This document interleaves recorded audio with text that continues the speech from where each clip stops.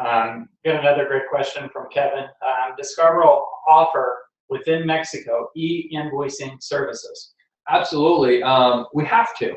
So what's interesting about Mexico, and one of the things that as we are going through this process that we've learned a lot about, is the Mexican invoicing is all electronic. It all gets transmitted through what's called the SAT. The SAT is the Mexican version of what the US would call the IRS.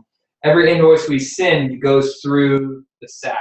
You might hear people talk about the COVEG, which is part of that Mexican southbound process that I don't want to talk about necessarily a ton today, but it is definitely part of that process that your broker's taking care of on your behalf.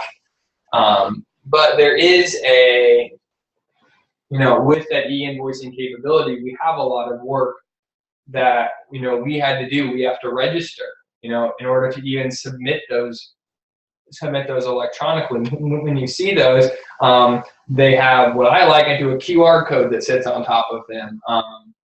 But so yes, we have the capability because we have to. Everybody should have the capability to do e-invoicing.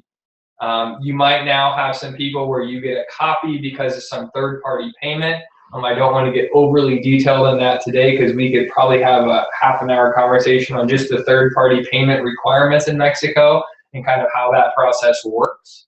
But like I said, you should be getting electronic invoices. You might be getting a paper copy. Just if you ask for one, you get a copy in an email.